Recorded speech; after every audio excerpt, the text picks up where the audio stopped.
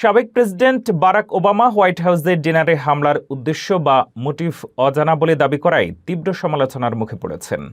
অথচ হামলাকারী কোল অ্যালেনের ম্যানিফেস্টোতে ট্রাম্প প্রশাসনকে লক্ষ্যবস্তু করার বিষয়টি স্পষ্ট ছিল। রিপাবলিকান নেতাদের মতে ওবামা রাজনৈতিক উদ্দেশ্যেই এই স্পষ্ট তথ্য আড়াল করছেন।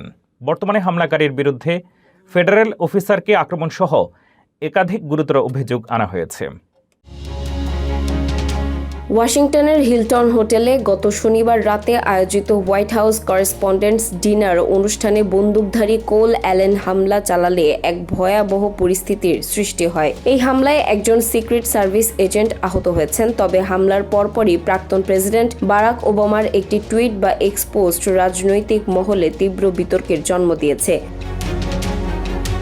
ওবামা তার পোস্টে লেখেন, হামলার পেছনে আসল উদ্দেশ্য সম্পর্কে আমরা এখনো বিস্তারিত জানি না। তার এই বক্তব্যকে অজ্ঞতা বা সত্য গোপন করার চেষ্টা হিসেবে অভিহিত করেছেন রিপাবলিকান ও বিরোধী শিবিরের নেতারা। হামলাকারী কোল অ্যালেন নিজেই একটি বিশাল ম্যানিফেস্টো বা ইশতেহার প্রকাশ করে তার রাজনৈতিক বিদ্বেষের কথা স্পষ্ট করেছিলেন। 31 বছর বয়সী এই ক্যালিফোর্নিয়ান শিক্ষক তার ইশতেহারে সরাসরি প্রেসিডেন্ট ট্রাম্প এবং তার প্রশাসনের শীর্ষ কর্মকর্তাদের হত্যার লক্ষ্য ব্যক্ত করেন। সেখানে তিনি ট্রাম্প প্রশাসনের অভিবাসন নীতি এবং ধর্মীয় বিশ্বাসের প্রতি চরম ঘৃণা প্রকাশ করেন। রিপাবলিকান ন্যাশনাল কমিটি ওবামার সমালোচনা করে বলেছে, যেখানে আইন প্রয়োগকারী সংস্থাগুলো একে বামপন্থী উগ্রবাদ হিসেবে চিহ্নিত করেছে, সেখানে ওবামা কেন মিথ্যা বলছেন।